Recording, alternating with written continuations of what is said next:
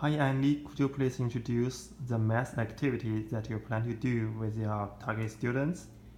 Yes, of course.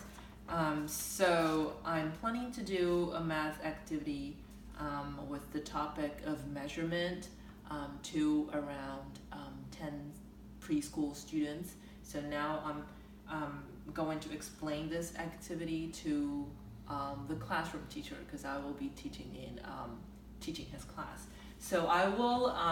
So the topic is about measurement, and then I will be starting the activity by reading the book, Guess How Much I Love You.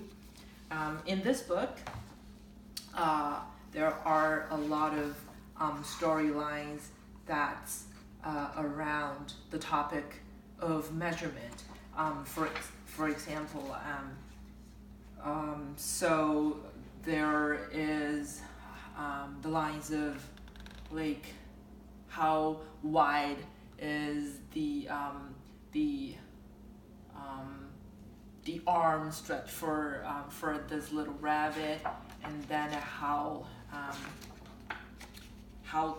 tall, like the height of the little rabbit, and then it's also all about comparisons of different lengths, height, and width. And then by this time, children this age, they are familiar with uh, the length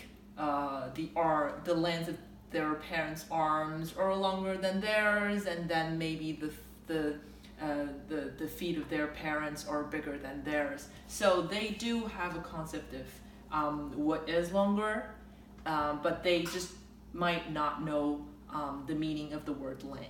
So in this activity, I'm planning to do with them measuring their foot. So this is my foot. So measuring their arm length, the width of their arms or their height might not be very easy for themselves to do, because that might not be very concrete. But then with this activity, it's helpful for them to develop a concrete concept of what length is. And then I also plan to introduce to them the concept of inch. So this activity starts by outlining their foot on a piece of paper. So this is my foot. This is the outline of my foot.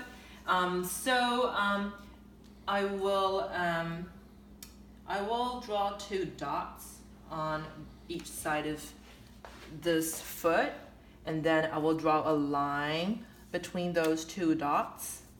Just it's so it will be easier for the children to put the inch squares along the lines. So and then the inch squares are pre-cut, and then the children will need to start gluing the inch squares along the lines. So this is 1 inch. So they will glue the inch squares along the lines, and then by the time they finish, they can count how many squares that they used to finish the entire line. So for example, for my foot, I would count 1, 2, 3, 4, 5, 6, 7, 8, 9, 10, 11.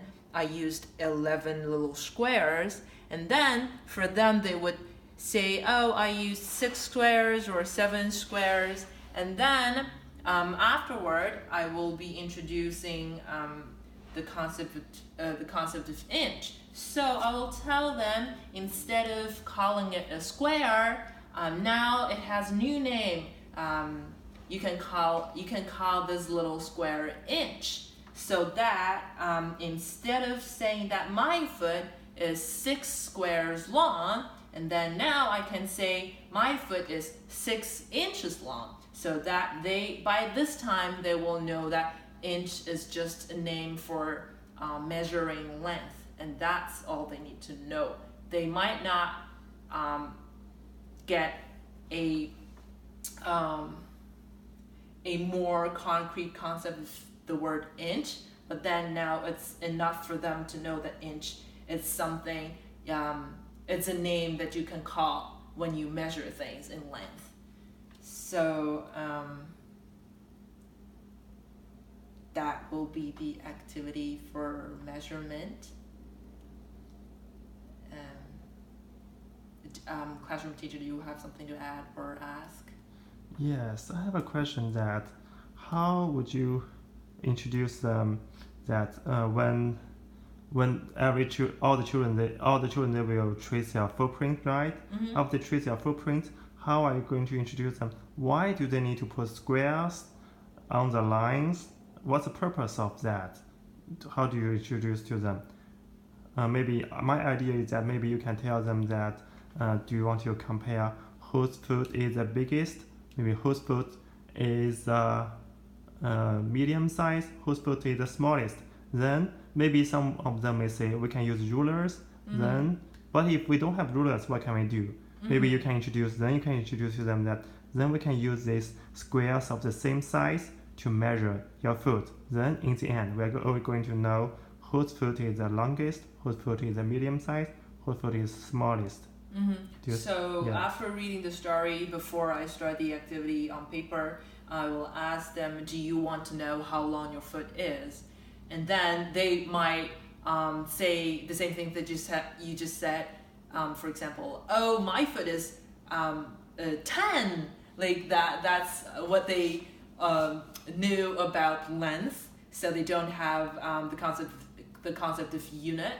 So they might just say a random number, or they might just say, oh, my foot is longer than yours. So they might compare with their peers. So yeah, of course I can. I'll also ask them to compare the length of their own foot with their friends after they finish the activity on paper, so that they know that whose foot is longer by counting the squares, and then how long. For example, 1 inch longer than yours, or so they. Yeah, and I also think there is one add-on activity that you can plan with the children. Mm-hmm. So all the children, they will maybe trace both of their feet. Maybe after they use a square to measure one of the feet, you can ask them to measure another feet to compare if both feet of the same length or they are of different lengths. Maybe they are going to discover that, oh, my left foot and my right foot are of the same length. It's a very interesting project for them as well, I think. Right. Yeah. Yes, thank you for the idea. Yes, that might be very interesting for them if they found out that their two feet are not with the same length. Then they might be asking why. Okay, thank you so much, Emily. Thank you.